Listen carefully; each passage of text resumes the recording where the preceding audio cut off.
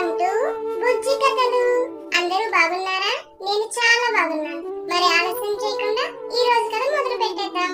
ఏమైందమ్మా, టైం 7 గంటలవుతున్నా ఇంకా పడుకున్నావు అంటున్న కూతురు విద్య మాటలకు తల్లి జానకి కదలకపోయేసరికి వెంటనే విద్య జానకి తలపై చెయ్యి పెట్టి చూస్తుంది. అయ్యో, కాలిపోతుంది నాన్న, జ్వరం వచ్చినట్టుంది. దానివల్ల ఇప్పుడు వేడిగానే ఉంటుందిలే అమ్మా. అలా అంటావేంటి నాన్న? జ్వరం వచ్చిందంటుంటే డాక్టర్కి ఫోన్ చేస్తానుండు అని కొడుకు హరీష్ డాక్టర్కి కాల్ చేస్తాడు. కాసేపటి తర్వాత డాక్టర్ వచ్చి టెంపరేచర్ చెక్ చేస్తాడు. ఫీవర్ 102 ఉంది. మనిషి కూడా బాగా నీరసంగా ఉన్నారు. ఒక 2 డేస్ రెస్ట్ తీసుకోండి. అలాగే ఈ టాబ్లెట్స్ కూడా క్రమం తప్పకుండా వాడండి. అలాగే డాక్టర్. అమ్మో, 2 రోజులు రెస్టా? అసలే వీళ్ళకి ఇంట్లో ఏ పనులు చేతకావు. రెస్ట్ అనుకుంటే అవ్వదులే. పాపం ఏం తింటారు? ఎలాగోలా చిన్నగా నేనే పనులన్నీ చేసుకుంటాను అనుకుంటూ ఉంటుంది జానకి మనసులో. ఇంతలో డాక్టర్ అక్కడి నుండి వెళ్ళిపోతాడు. వెంటనే రామయ్య కోపంగా, నిన్న అంత మంచి చీర కట్టుకోవద్దంటే విన్నావా? శ్రీరామనవమి పండగ అని కట్టుకొని అందంగా ముస్తాబయ్యి కూతుర్ని వెంట పెట్టుకుని గుడికెళ్ళొచ్చావు. ఊర్లో అందరి కళ్ళు నీ మీదనే. బాగా దిష్టి పెట్టేశారు. కనీసం వచ్చాకైనా అంత ఉప్పు అన్ని మిరపకాయలు తీసుకొని దిష్టి తీసుకోకపోయావా అంటే అది లేదు. మరి జ్వరాలు రాక ఇంకేమొస్తాయి?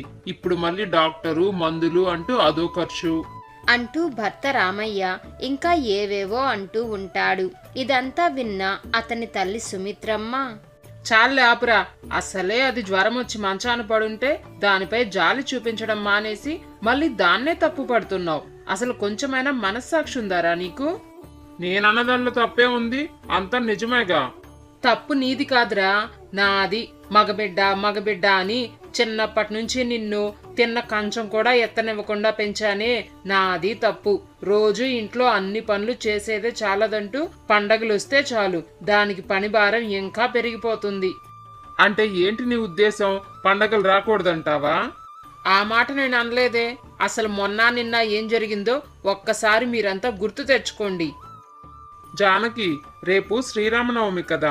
ఉదయాన్నే టిఫిన్లోకి మినపవడలేసి సాంబార్ చెయ్యి.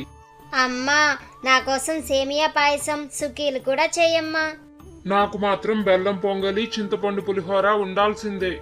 చేస్తానులేరా. ఈ వంటలన్నింట్లో పడి దేవుడికి ఇష్టమైన గుగ్గిళ్ళు, పానకం, వడపప్పు ఇవన్నీ చేయడం మాత్రం మర్చిపోకు.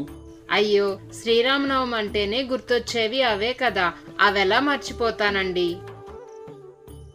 గుర్తొచ్చిందా? మీరెలా తినాలనుకున్నవన్నీ ఆర్డర్ చేసి మరీ చేయించుకున్నారో? నిన్న మీరు చెప్పినవన్నీ వండడానికి ఆ పిచ్చిది 4వ గంటకే లేచి కూర్చుంది. ఇక అప్పటి నుండి తలస్నానం చేసి ఇల్లు వాకిలి చిమ్మి కడిగి ముగ్గులేసి దేవుని గది శుభ్రం చేసి పూజా సామానంతా కడిగి మీరడిగిన వంటంతా చేసి పూజ పూర్తి చేసుకొని మీకు వడ్డించి తాను తినేసరికి ఏ టైం అయింది? 10. ఉదయం 10 గంటలకు తినింది నాయనమ్మ అమ్మ.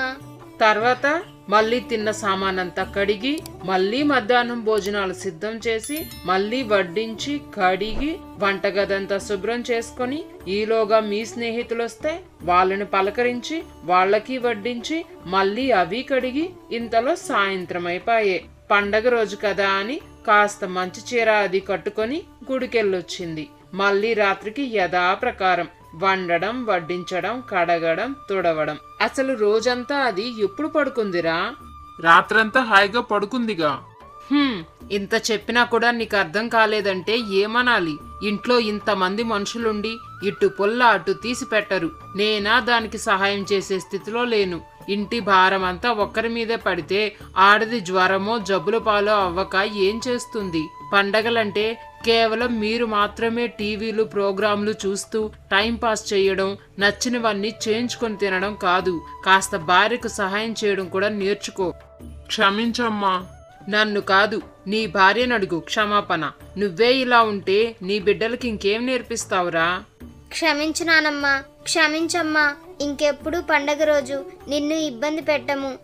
అవునమ్మా, మాకు చేతనైన పనులు చేస్తాము. నిన్ను బాగా చూసుకుంటామమ్మా. క్షమించు జానకి. ఎన్ని రోజులు పండగొస్తే ఆఫీస్లో సెలవు తీసుకొని నీ చేత నచ్చినవి వండించుకొని తినడమే అసలైన పండుగ అనుకున్నాను. అసలు సెలవంటూ లేకుండా 365 రోజులు బండి చక్రంలా తిరిగి తిరిగి అరిగి అలసిపోయే నీ గురించి ఆలోచించలేకపోయాను. నన్ను నిజంగా క్షమించు అని భర్త రామయ్య కన్నీరు పెట్టుకుంటాడు. మీరంతా నా కుటుంబం అండి. మీకు చేసి అలసిపోయినా చివరికి నా ప్రాణమైపోయినా అది నాకు సంతోషమే అండి. అంత మాట అనుకు జానకి. ఇక నుండి నిన్ను మేమంతా కంటికి రెప్పలా చూసుకుంటాం. అవునమ్మా, అసలే నీకు జ్వరంగా ఉంది, విశ్రాంతి తీసుకో. నేను నానమ్మని అడిగి వంట ప్రారంభిస్తా. నానమ్మ, వంటేం చేద్దాం? రసం పెట్టి సొరకాయ కూర చేద్దాం. ముందు చింతపండు నానయ్య. నేను కూరగాయలు కోస్తానమ్మా. నేను ఈలోగా షింకులో ఉన్న అంట్లన్నీ తోమేస్తా. నీకా పని రాదు కదరా. నీ డైరెక్షన్ లో నేర్చుకుంటాడులే నానమ్మా.